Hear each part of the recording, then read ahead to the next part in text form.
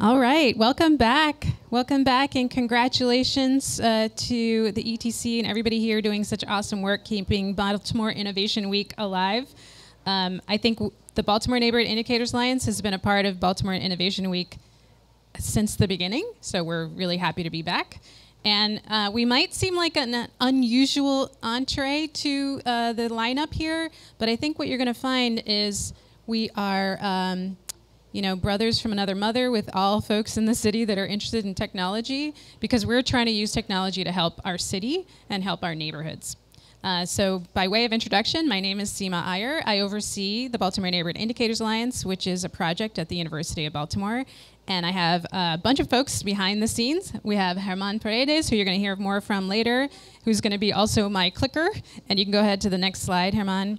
Logan Schertz is our research analyst, also behind the scenes here. And Ashley Edwards is here as our community engagement specialist. So if you want to engage with us, reach out to Ashley later. So a little bit about what the Baltimore Indicators Alliance is, for those that are not familiar. We've been around for about 20 years. We are here to pull out all kinds of data and make them interoperationalizable for communities to use to help improve quality of life in all of our neighborhoods. And for those of you that deal with data interoperationalizability, you'll know that that is no easy task. Pulling out data that is technically electronic, technically has some type of geo-referenceable way to connect the data, and then pushing it back out into the hands of communities. So we've been doing this for 20 years. We produce what's called the Vital Signs Report, which you're going to hear more about. And these are over 100 different indicators of quality of life measures for each one of our neighborhoods. So literally a stethoscope, a data stethoscope on all of our neighborhoods every year. Go ahead, Germán. So what we've been doing for 20 years, you can go ahead, Germán. All right. So every year we do this. We have over 100 indicators. And so when the 2020 census came out, we realized we had a moment to help communities understand one basic fact, that the census is the best way to do. Did your community grow in the last 10 years in terms of population? Did it decline, or did it stay the same? And there's only one of those three options for your neighborhood. And even to stay the same, you know, if your neighborhood has 1,000 people in it, that actually means that people are continuously moving in, because people are actually continuously moving out of every neighborhood, or, you know, leaving a neighborhood for whatever natural reason. So when the 2020 census came out, we realized that we should harness this 10 years worth of data and really help us all understand, what did we do right over the last 10 years? What did we do wrong? What are our threats in the horizon, looking at the information, and helpfully kind of set the course for us as a city for the next 10 years when the 2030 census comes out. So what we did is we are trying to figure out from the 2020 census what happened, and this idea that data is about empowerment. We might not hear about this on the news. Sorry to my technically Baltimore friends that are in the room, but you might not hear about neighborhood-related indicators as the big news item, and yet, without knowing about our neighborhoods, there's not much you can do to prevent things in the future. So that's the point of the data. So the 2020 census comes out, and we all probably heard, if you haven't heard by now, the city lost 5.7% of its population in the last decade, which is bad news in itself, because that was the 7th decade in a row for population loss in our city.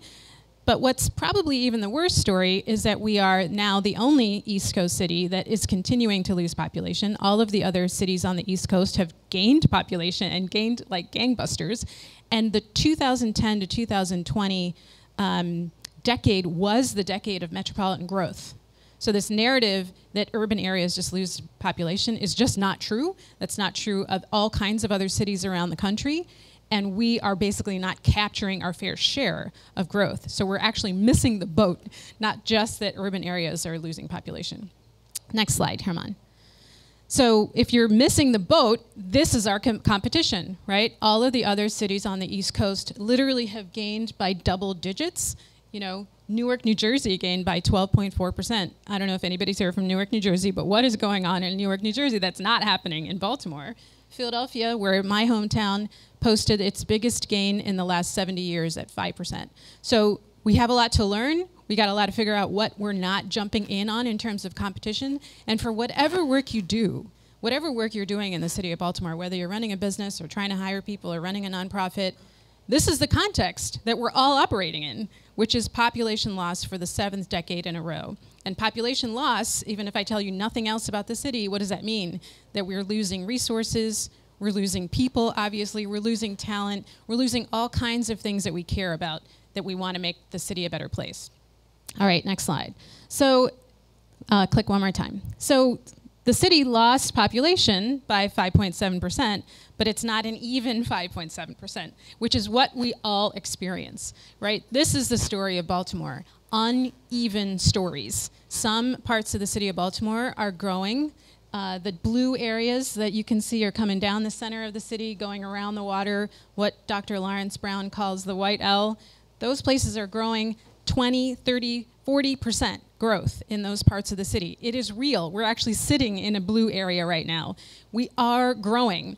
We're just not growing everywhere. So in the areas that are red, those are the areas that declined by 20, 30, 40%. And those are what Dr. Brown, of course, has referenced to be the black butterfly. Predominantly African-American parts of the city, but not the same parts that we might think about. So next slide. That pattern of growth in the center, decline on the wings, is a recurring pattern. That was exactly the same map that I would have shown you in 2010 to look at the difference between 2000 and 2010. So those of you that are engineers in the audience, if you see a recurring pattern, you know that there's something underlying that is predictable going on underneath it. We have the information to understand why this kind of a pattern is happening. We have to act on it, which is a totally different ball of wax, right? Getting people to act on information. So this is, people talk about redlining. Anybody hear the term redlining? People bandy about the term redlining because they don't actually know what that might mean. But underneath that pattern in the back, right, the blue and the red in the back, we overlaid that, our intrepid kind of researchers at the Baltimore Neighborhood Indicators Alliance, we overlaid that with that 1932 redlining map. And you can see the redlined areas include Canton, Locust Point, downtown, Midtown. They do also include Upton and Sandtown Winchester, but look at the vast majority of the red areas today in the city of Baltimore. They were actually blue-lined in the 1930s map. So if we want to talk about redlining, let's not talk about historic redlining, because that kind of absolves us of the issues of what we're doing today. We've got issues going on in some of these neighborhoods right now that we need to address. So go ahead. So when we talk about historic redlining, I don't think we're talking about Canton and Locust Point at this point. We're talking about areas in the city that are declining today. Go ahead, Herman. Just to show that today, the areas that were ranked lowest in the 1932 maps are our fastest growing areas. And actually, the areas that were yellow lined in the past are the ones that are actually declining the most today. So history is awesome. We should be talking about these things, but we have to really take hold of the things that we ourselves in this generation are doing to continue this kind of a pattern. Go ahead, Herman. So the question is, what can we do to change basically this center kind of reality of growth? Everything looks great, all is working well. It's getting more people, it's getting more businesses, it's getting maybe all of you to live there, versus this decline, which is against basically the tale of two cities in Baltimore. So we looked at what could spur kind of investment in the areas that are red right now, the declining parts of town. So we looked at where the city is spending its capital public dollars, and so the squares are per capita capital spending dollars, and you can see it's relatively easy. Maybe you can't see from the back, but it's relatively even. The nature of our public spending dollars today. If we had done this in 2010, it wasn't even back then, but today it is. And the question is, how are these public spending dollars, public sector investments, spurring private sector? So you see it's relatively easy if you hit one more time, Herman. So what is the private sector doing? Again, don't need to be a geographic information specialist to see that the private sector is still just investing in the areas that are already growing. So again, think about this from a trajectory point of view. You've got growth in those blue areas. You've got more development happening in those blue areas. What's going to happen in 2030? You're going to see more growth in those areas. And what are you going to see in the red areas in 2030? You're going to see more decline. So this idea of getting in front of change, not just see what we have today, but we're pulling apart, and we're continuously pulling apart. So if we want this pattern to change, we actually have to get in front of that change. We can see where we're going to be in 5 years, and we have to stop that pulling apart now. One more click, Herman. So this 45 commute time, one of the things that we learned in the areas that are declining is that they get disconnected. It's not just that they don't have something, it's that they don't have some network. Physical networks, digital networks, social networks, financial networks. They're disconnected on one or more, and in generally all kinds of networked domains. So the areas that are growing are networked. They have like a thickness of how people interact and help each other and innovate in those neighborhoods that are not happening in the other neighborhoods. So click one more time. You can see the 45 commute time in the middle of a city is where we saw the biggest population loss, is where we have the most number of African American households, and we have the highest unemployment rate. So where we have the longest commute times, they're actually disconnected from other kind of jobs. So the 45-minute commute time is what we tell communities to track for their neighborhoods. Go ahead, Herman. And then the other one is digital connectivity, which hopefully this group is under, and you can click one more time, and you can see that the same thing is true for the areas that had low digital access at home, experienced the biggest population loss, were predominantly African American, and had the highest unemployment. And obviously no digital access is correlated with that 45 commute time as well. So once you're disconnected digitally, you're most likely going to be disconnected physically. And I think I have one more click. Maybe not. But we also found that those same neighborhoods where we saw the lowest voting, so disconnected civically as well. All right, now you can go ahead. So this is kind of the theory that we're pitching forward. It's kind of the combination of urban sociology and urban economics, that places have enduring properties. Places don't change that fast, even though some of our neighborhoods are experiencing this kind of decline. It's a slow atrophying decline. And places are diverging from each other. So enduring quality of places, but they're also pulling apart. It's not just that we have places that have things in Baltimore and places that don't have things, is that they are actually going in two different directions. And so just think about the optics of that. We're essentially drawing and quartering ourselves as a city, and no one will survive in that situation.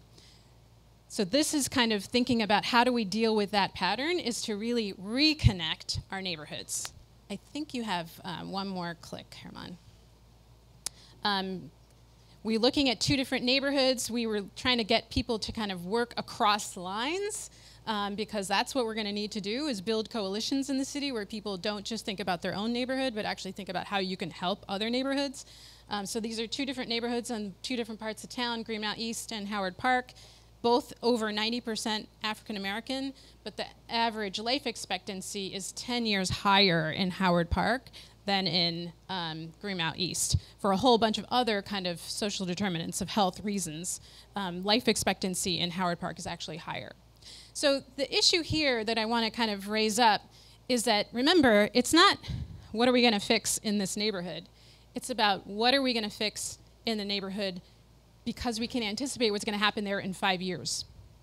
How do we get in front of that, right? How do you stop and break the fall and actually change the trajectory?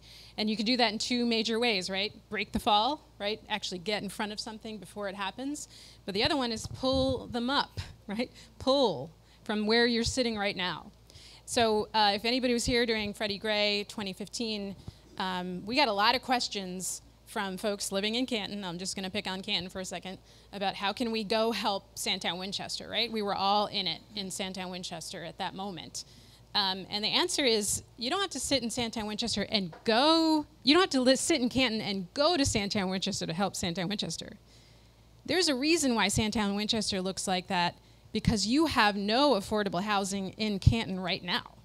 There's things that you need to do in Canton to stop the pressure cooker that's happening in Sandtown Winchester. And how can you do that right where you're sitting? And that's this idea of pulling neighborhoods along instead of just trying to think that the answer is in that neighborhood. The answer is all of us and reconnecting that center part to the wings. So that is the overarching kind of story that we can tell you through the kind of that stethoscope. This is what we've been looking at for the last 10 years. But what we want to share with all of you is a deeper dive on how to do this work, because all of us need to be in it. And I am going to turn it over to Herman to, well, I'll take a couple of questions while he's getting set up. But Herman is our developer and has done amazing work to kind of automate our processes. And he's going to show you some things that he's been working on. All right. Any questions before I turn it over? Yes.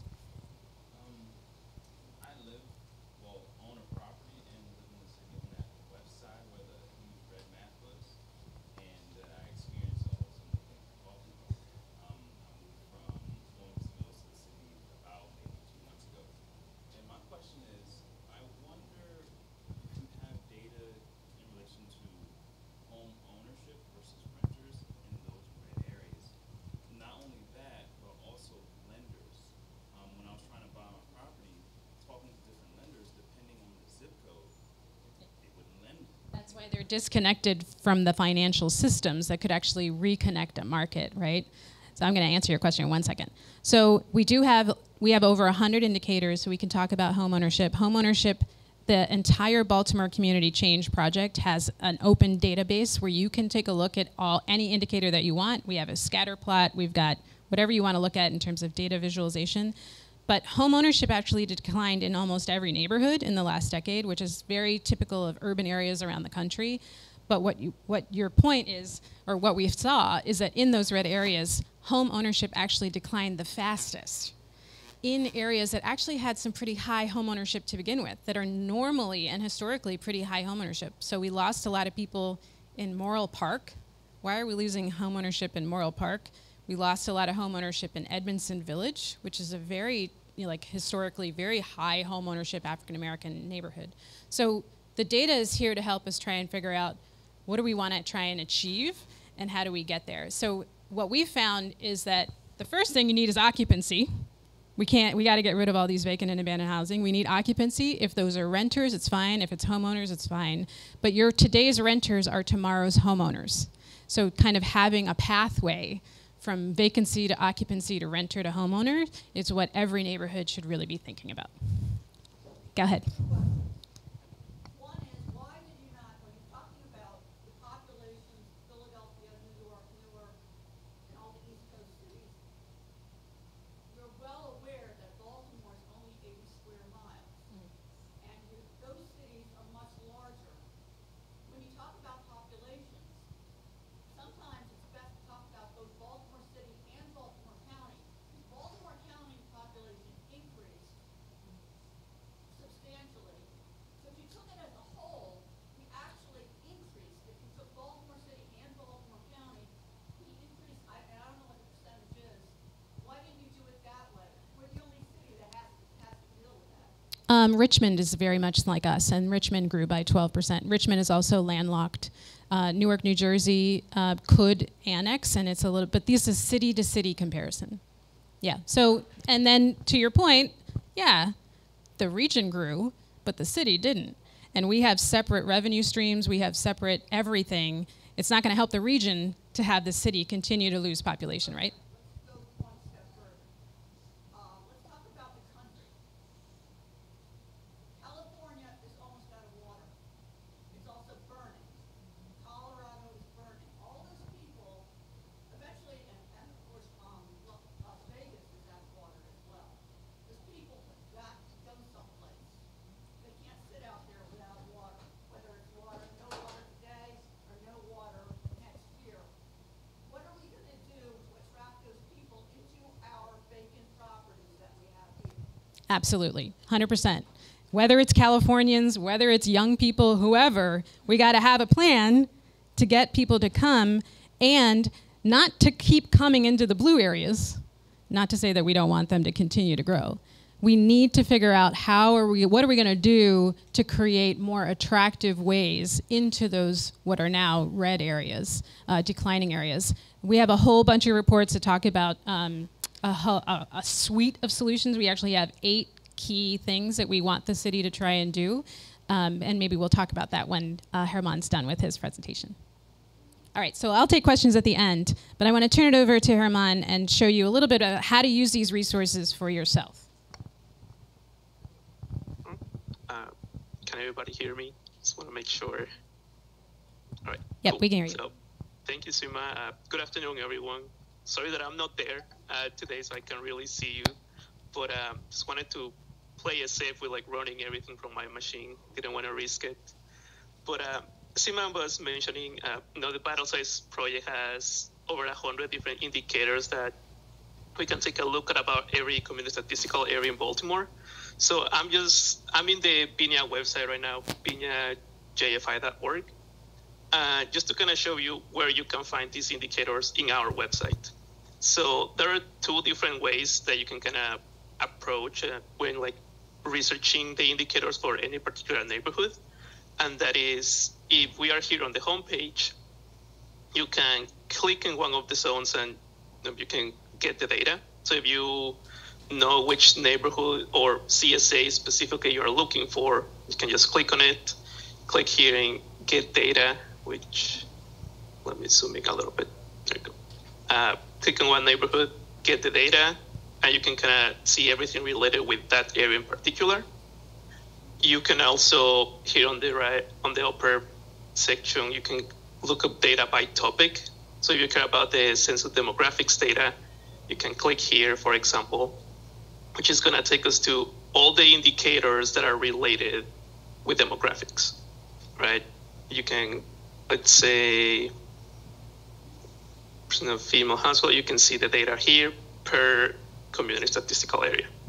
So you can search them basically by topic, by CSA specifically, or if you want to look at all the indicators, regardless of what they are and all of that, you can go to the vital signs navigation section here, and we have these indicators right here. So this takes a little bit to load to the size of the whole thing, but what this page is going to show you is a list of every single indicator that is part of the Vital Signs project. So you can click in any of these indicators. It's going to open a new page for you, and you can see basically what I showed you before, but you can change, what year of data do you want? You can even get like a bar chart. You can see the trend of everything, or you can even get a map view of the data. So this is another way that you can, access the Vital Signs data for whatever thing you're looking for. And again, it's just go to Vital Signs here and just hit on indicators, and pretty much you're good to go to look up whatever you prefer or whatever you're interested in.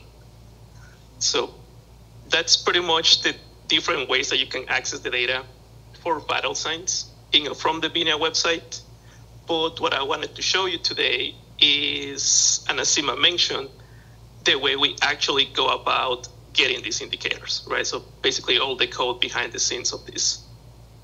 So for that, I am in the BNIA GitHub account, so github.com/BNIA.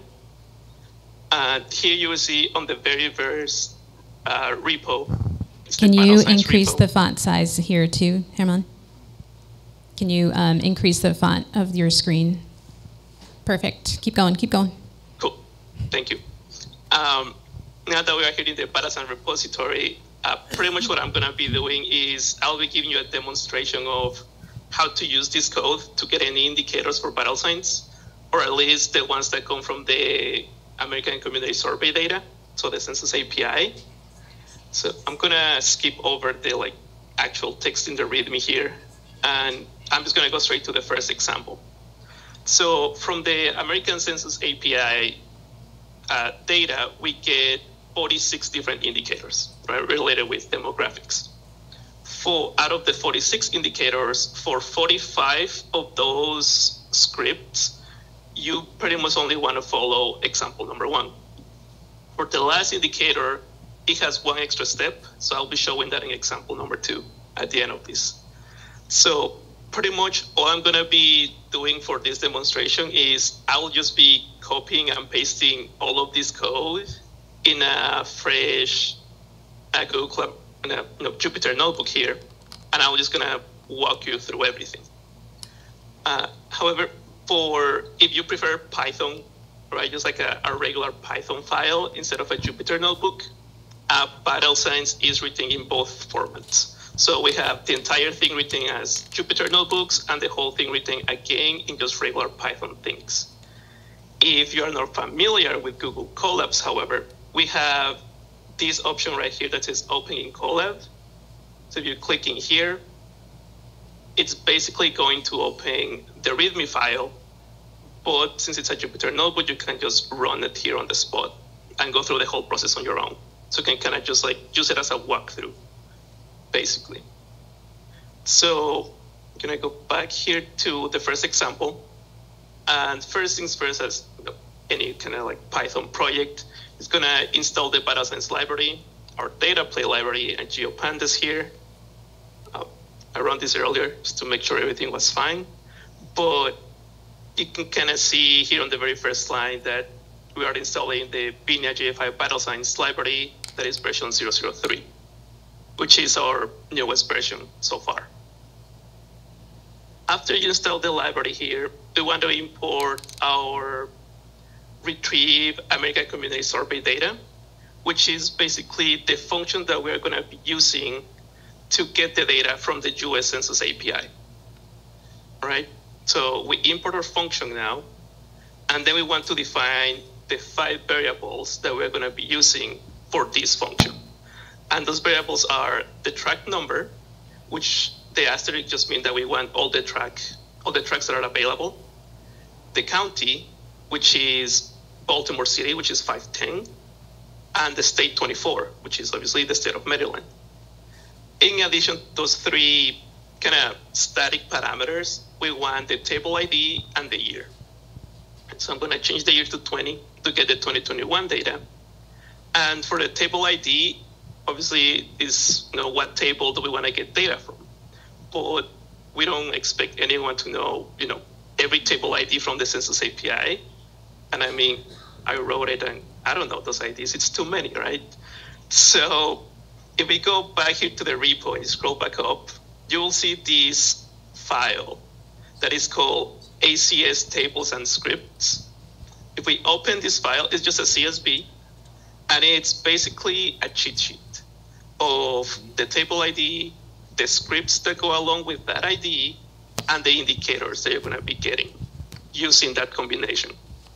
So you can see that table 01001 uses 5 different scripts to get different age-related indicators, right? So population under 5 years old, population of 5 to 17 years old, 18 to 24, 25 to 64, or 65 years and over.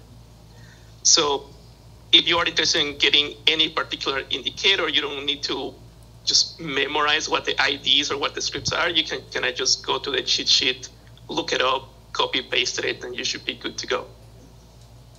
So for this demonstration, I'm using the very first table, right, the 01001, and I want the 2020 data. I'm going to run this.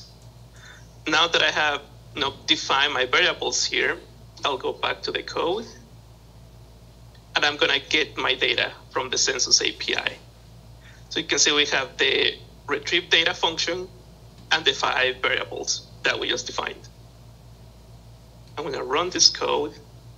Depending on the table you are using, this is going to take a bit longer because some tables are really large. For this one, you can see it doesn't really take that long.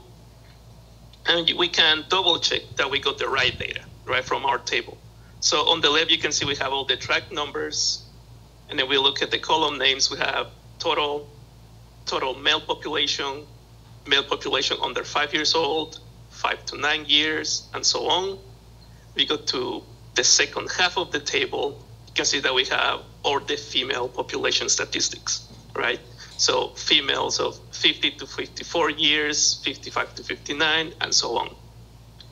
And if I go all the way to the end, it doesn't show here because of how many columns there are, but you also get to see these 3 columns as well. You get to see a track number column, a county, and a state. So you can kind of double check that the data that you got is the one that you asked for, basically. Now that we have our raw data, I'm gonna show you how, for those of you who haven't used Google Colab before, I'm gonna show you how you can download it locally to your machine if you need it for something else. So it only requires 2 lines of code, which is pretty nice. So this very first line of code here is you are just importing the files function from Google Colab itself. And what this is doing is that if we look at here on the left side of the screen, there is a little folder icon, and that is your local files section for this particular instance of Google Colab. And all this is doing, it's saying, grab my data frame, save it as a CSV, and give it whatever name you want. So if I run this code, and I close and open this to refresh it, you can see that our data frame is now in our file, in our local files of Google Colab. If I wanted to download it to my actual machine, I'll use this 3rd line of code here that just says, from the files, download this file name. So you can see it's just like a search for this file and then download it to my machine. It's basically all this is doing. So if you wanted to save your raw data or save the indicators at the end of this whole thing, these are the 3 lines of code that you need to use to do that entire process. So now that, let's say we have saved our data, I'm gonna go back to the code and I'm gonna import a second function and the script that we wanna use. So you can see we are from the Battle Science library, we want to create an indicator function, and this is the specific script that I wanna use. So going back to the cheat sheet that I showed you before, we are using the 01001 table, and these are the 5 scripts that we can go for. So let's say we want to get the percent of population that is 65 years and older. I'll just copy this age 65 name, and I just need to replace this last bit that says age 5. I'm going to run the code. And now that we have pretty much all we need defined already, I'm just going to copy this big chunk of code, paste it here. And all this is doing is basically this merge URL is our crosswalk table. Because as you can imagine, the US Census data doesn't have the community statistical area names on it kind of by default, right? So this is the crosswalk table that we'll be using to add the CSAs. Then we are defining the 2 columns that we'll be using to do the merging, which is the track number columns and the type of merge that we want. Since we want everything, we're obviously using an outer merge. Then we have the group by option. So since we have the 2020 CSA names, we kind of get to choose what we want to use. So for consistency's sake, since we are using the 2020 data, let's just get the 2020 CSA's names here. You can use the 2010 if you want. It should work fine either way. For method, this is just what script do you want to use. That's all that this thing is asking for. So we imported H65. So replace this with H65. These 2 can just stay as they are. And I'm gonna show you the whole thing here. And you can see we have our create ACS indicator function that we imported up here. And everything that we have defined so far is just put in here again. So if we run this, you can see that now we have our 2020 CSA names, our total population, males that are 65, 66 years old, 67, 69, so on. If I go a bit more to the right, you can see that we have the female statistics of 65, 66 years old, and so on. If I go all the way to the end, now we have our age 65 indicator, or the population that is 65 years and older, for 2020 for every single community statistical area in Baltimore City. And if we go all the way down, we have the grand total for Baltimore City. We can see what the population is and all the breakdown of the population. If I go all the way to the right, we see that the percent of population that is 65 years and older in Baltimore City is 14.04%. And this is pretty much the exact same process that we use for, again, 45 out of the 46 indicators for vital signs. Thank you so much, Herman. Oh, sorry, you're good? No. So we can ask questions, and the reason why I wanted to bring Herman to show you the back end of what we're doing, so you can go you can actually go to the main website and show them where they're going to find the 65 age after you've run the thing. Let me reopen it really quick, give me 1 second. And then I'm happy to answer any technical questions with Herman here, or answer any of the philosophical questions that we started talking about before. Yes, go ahead. And what's your name? Jerome, by the way. Jerome, nice to meet you. Nice to meet you too. This is more technical.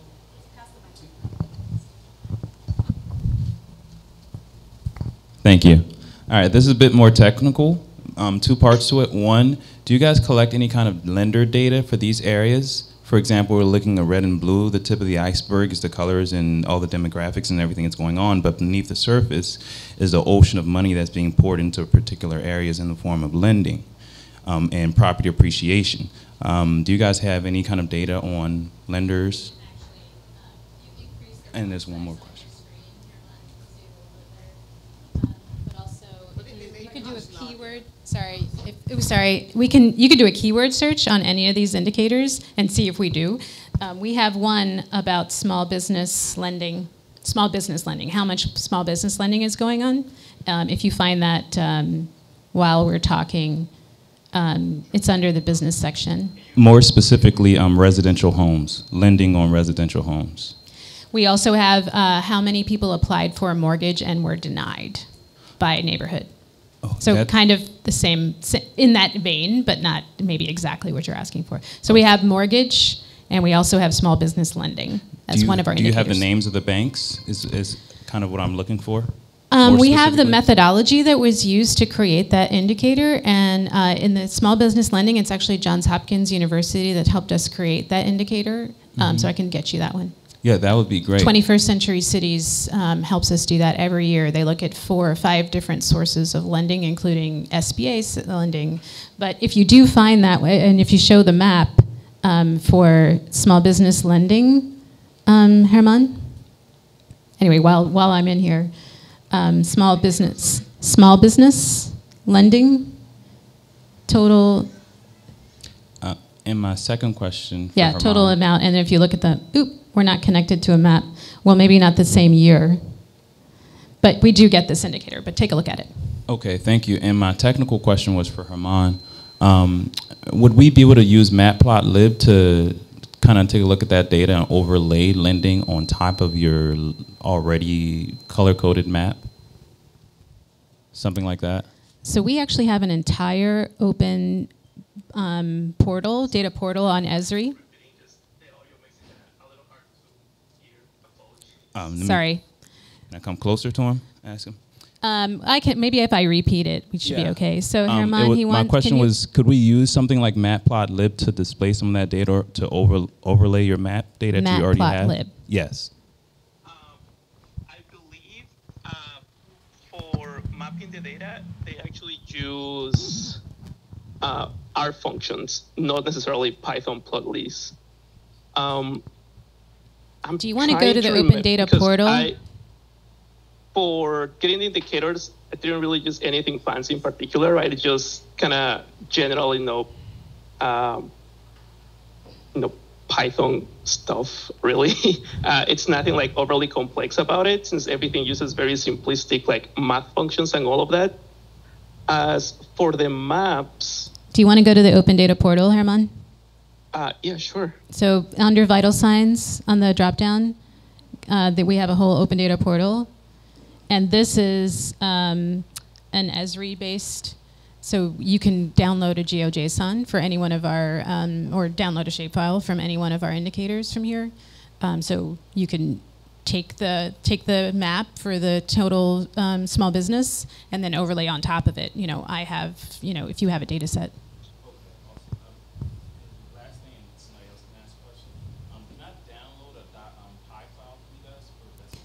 Can you download a .py file? I think that's true. Can you download a .py file either from the GitHub site, Herman, or from here?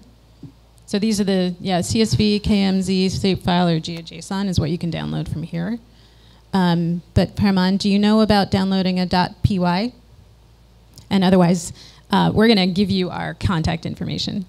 Because the reason why we're here with the technical aspects is because we want all of you to ask us these questions. We're doing kind of the best we can because we're a bunch of planners, and I mean, he's a developer, he's very good. But we want this data to be useful to the work that you guys are doing. So that question is exactly the kind that we want to try and answer. If we can't do it yet, we're going to figure out how to do it. Thank you. Yeah, and if you want to try the code and everything, you can just download everything in the repo as well. That's why we have it, there, right? It's to encourage people to give it a try. Even if you're using it out and you are having issues understanding something, let us know, because we want to make it as accessible as possible, right? So if you are curious about the code, otherwise how it works, or how everything is laid out, and you try it out and you're having problems with it because it's too confusing, just reach out to us and I can try to yep, we can try make to make it more understandable, right? He's gonna call you, Herman. Any other questions? Go for it. Yes. Can you provide data on, say, dropout rates in schools? Like between middle school versus high school. Do you provide that sort of data? And secondly, is there a membership fee for any of it? Is it all free, or do you get to a certain stage where you can't access more beyond a certain level without paying a fee? Thank you. That's an excellent question. So we do break out most of our data for elementary, middle, and high school. So if you look in our education data, it's actually fully broken out. And actually, elementary is 1 to 5, not K to 5, which people get annoyed with, but for some reason we started with 1 to 5. So elementary is 1 to 5, middle is 6 to 8, and then high school is 9 to 12. And then the question is this free? Yes. What you see on the website is 100% free, but this is aggregated information, right? It's aggregated to this neighborhood scale. That's the value proposition that we're offering you, right? Because sometimes when you look at things too granular, you can't see the forest from the trees.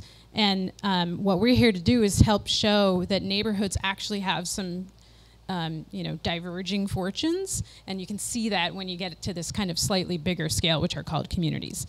But in general, we are, from a business perspective, if anybody wants to talk about business, I consider myself an academic entrepreneur. We don't get any money from the state of Maryland, City of Baltimore, University of Baltimore. We are a fully self-support unit, research unit at the University of Baltimore. We fully work on either contract or grants, or sometimes we do get some foundation funding, but that we're such an old project that foundation funding is actually not something that we rely on at all. And one of the things, I'll just kind of give a plug for Herman even being here, and folks like Ashley even being here, is that we're trying to make this a sustainable project. So now it's been here for 22 years. I can pretty confidently say we have a pretty good business model.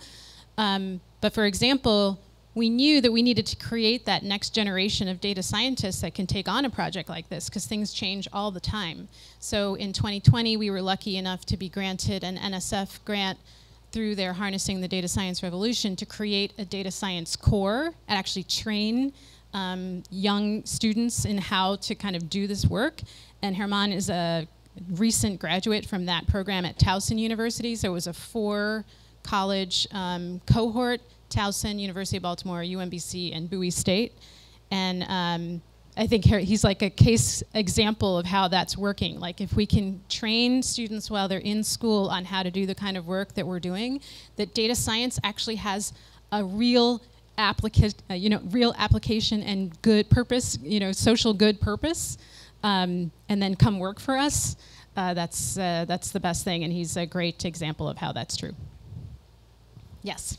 You can repeat this for the All right, I will repeat the question. I was just curious how your work is used by or has been integrated with the Baltimore Together and the economic comprehensive strategy, or not at all.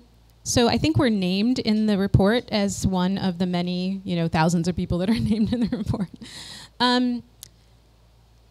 So in general, who uses our data? So the question is, who's using our data, and are we specifically connected to the Baltimore Together project? Everybody needs to use our data. Everyone. Elected officials, business organizations, community groups, advocates, the media. Again, media's not here anymore, but because we all have to be looking at the same problem to even understand how to even come together to fix it. So these are kind of just the facts, ma'am. And we're here to try and help pull out what kinds of things you might want to look at. And so plugging into processes there's thousands of processes that are going on in the city. So our job is essentially to kind of advertise ourselves to all of you. We know folks at the BDC, but we have to get to know folks like you. So that you know why you would want us to be at the table. And so, I think we're a small piece of the Baltimore Together in particular. But here's the Cliff Notes version of what I'm trying to say, right? What the data is showing us. When we talk about the city of Baltimore and there are great things happening, it is true. It is true. There are great things happening in the city of Baltimore, but it's not happening everywhere. And it's not evenly distributed. And it's not that it's not evenly distributed because of historic redlining. It's not evenly distributed because of things that are happening right now. So we have to jump in on that. Again, like I said, we have to stop the fall that's going to happen in 5 or 7 years now and get in front of that train, or pull it back. And until we do that, we're unfortunately going to see the same pattern. I think we're done. Thank you so much all for being here, and please get our contact information. Check out our GitHub site. Check out our main site. Great job, Herman. For those of you that are developers, doing a live demo is risky. He's a risk taker. Good job. Thanks, everybody. Thank you.